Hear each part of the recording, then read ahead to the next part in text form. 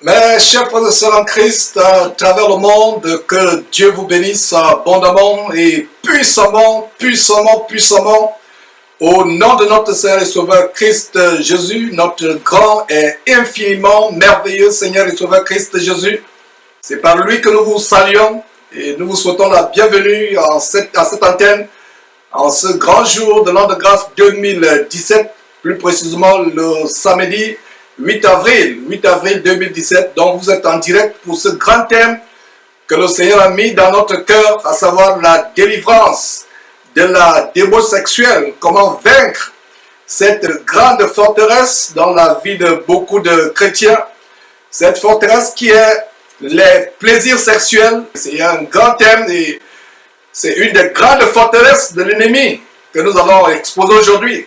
Et il était question pour nous d'être vraiment prêts pour que vous ayez une très bonne expérience d'écoute par rapport à cette émission. Voilà un autre banquet dans la parole de Dieu aujourd'hui. Et comme vous le savez, les samedis seront généralement et dorénavant les moments où nous avons les grands partages de la parole de Dieu. En même temps que nous sommes une chaîne, une trompette de dénonciation des œuvres des ténèbres, des faux pasteurs, des doctrines de démons, nous sommes aussi une chaîne où nous proclamons la parole de Dieu et la plus grande émission que le Seigneur nous a signée en dehors de dénoncer les œuvres des ténèbres, c'est d'exposer la parole de Dieu et amener les chrétiens à être prêts pour le retour de notre Seigneur et Sauveur Christ Jésus. Amener les chrétiens à produire le fruit digne de la repentance. Et aujourd'hui, c'est un grand aspect de la repentance. S'il y a un autre titre qu'on peut donner à cet enseignement, c'est la repentance des péchés sexuels. La repentance des abominations sexuelles. C'est un grand thème. S'il y a un membre par-dessus tout autre membre dans le corps de l'homme que l'ennemi, le diable, utilise pour entraîner beaucoup de personnes en enfer, c'est bel et bien le sexe. Et plaise à Dieu, nous allons voir les révélations bibliques, comment être délivré de toute accoutumance sexuelle, de la fornication, de l'impudicité. Et quand nous parlons d'impudicité ou de fornication, il s'agit de tous les péchés hors les bornes de Dieu.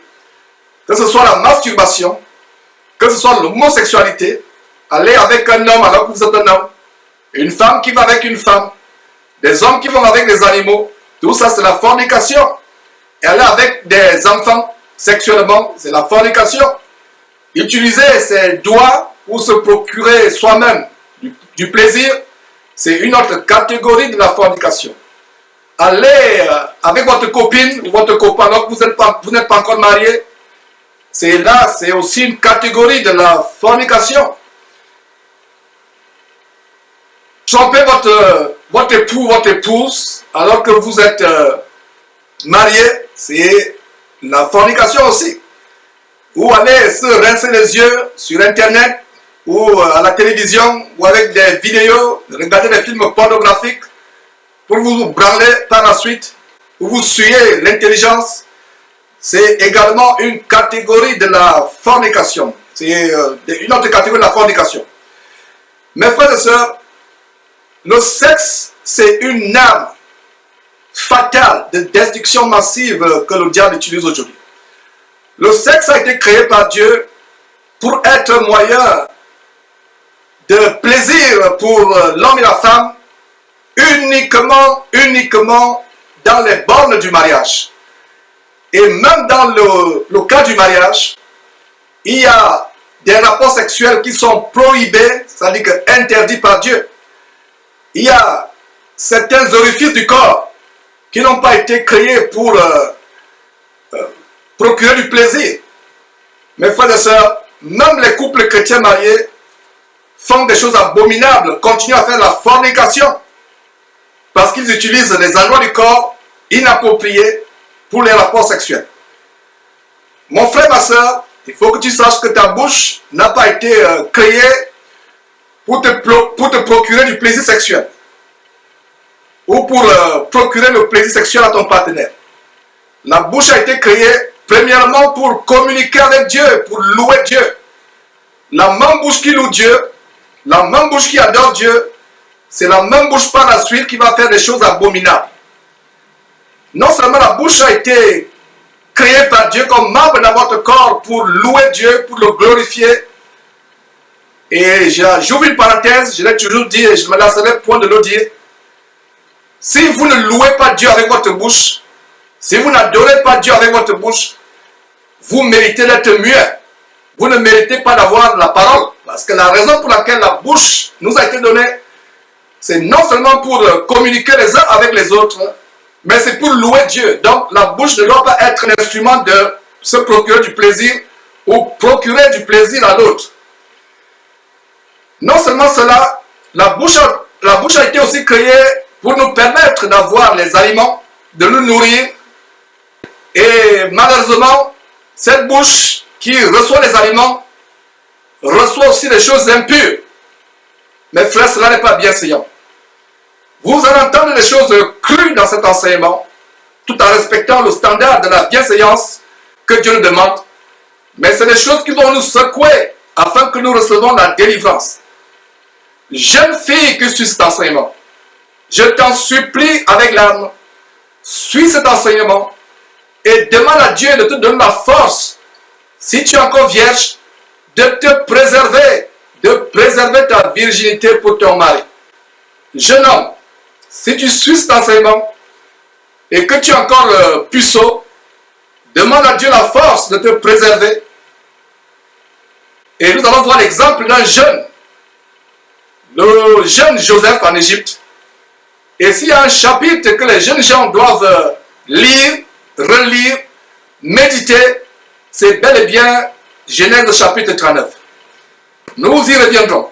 Alors, jeunes gens, jeune homme, chers frères, si tu es encore puceau, tu n'as pas encore connu de femme, je t'en supplie, préserve-toi pour ton épouse.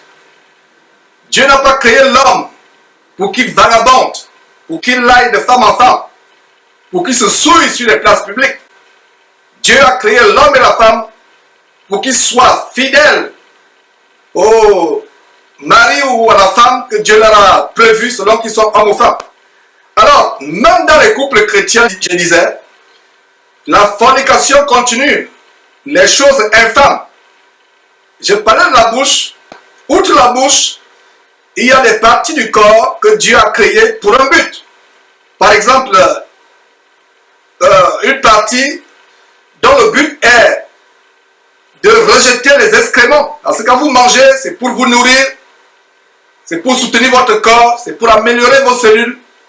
Et il y a une partie du corps qui a été créée par Dieu avec le but de rejeter les excréments, les déchets que votre corps ne supporte pas. Malheureusement aujourd'hui, même dans les couples chrétiens, c'est des parties honteuses destinées à purifier le corps que les couples chrétiens, même hommes ou femmes, continuent à utiliser pour se procurer du plaisir. Mes frères et sœurs, c'est une abomination devant l'Éternel. Il y a par exemple des chrétiens qui dénoncent l'homosexualité, mais ils ne savent pas qu'eux-mêmes pratiquent l'homosexualité, bien qu'étant mariés à leur époux ou à leur épouse. Parce qu'ils utilisent une partie destinée à nettoyer le corps de ses souillures, ils l'utilisent pour le plaisir. Et voilà donc, mes frères et sœurs, le temps est donné pour cet enseignement. Je vous prie de tourner vos Bibles dans Genèse chapitre 39. En attendant de tourner vos Bibles dans Genèse chapitre 39, je vais annoncer les 4 étapes de cet enseignement. Les 4 étapes pour la délivrance, pour vaincre les démons sexuels. Première étape, c'est cultiver la maîtrise de soi. Deuxième étape, faire un pacte avec nos yeux et nos oreilles en contrôlant ce que nos yeux regardent ou ce que nos oreilles entendent. Et donc, voilà, cultiver la crainte de l'Éternel, je reprends. Fuir l'impudicité, fornication et les choses qui peuvent l'attiser. Et la troisième étape, mes frères et sœurs, consiste à cultiver la maîtrise de soi Et la dernière étape, c'est faire un pacte avec nos yeux et nos oreilles en contrôlant ce que nos yeux voient et ce que nos oreilles entendent. Donc voilà mes frères et sœurs, cette liste n'est pas exhaustive. On peut ajouter plusieurs choses et plaise à Dieu au fur et à mesure que nous allons faire ces émissions, partager ces grandes choses pour amener le peuple de Dieu à produire les fruits dits de la repentance. Nous allons développer beaucoup de choses, mes frères et sœurs. Donc, nous irons à Genèse chapitre 39. C'est là où nous allons commencer, mes frères. Donc, la toute première étape, c'est cultiver la crainte de l'Éternel. Cultiver la crainte de l'Éternel, c'est la toute première étape pour ceux qui prennent les notes.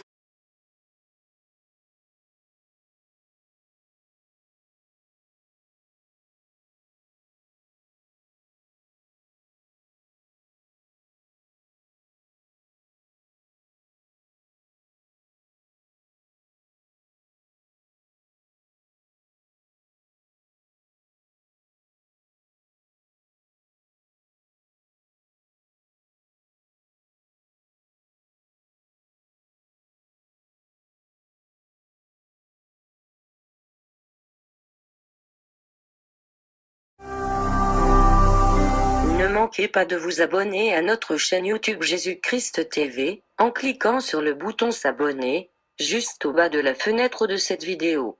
Ainsi, vous recevrez automatiquement nos nouvelles vidéos, et vous ne raterez aucune. Vous connaîtrez la vérité et la vérité vous affranchira.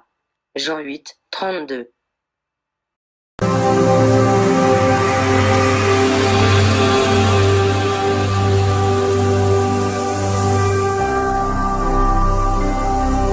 Jésus-Christ TV, vous connaîtrez la vérité et la vérité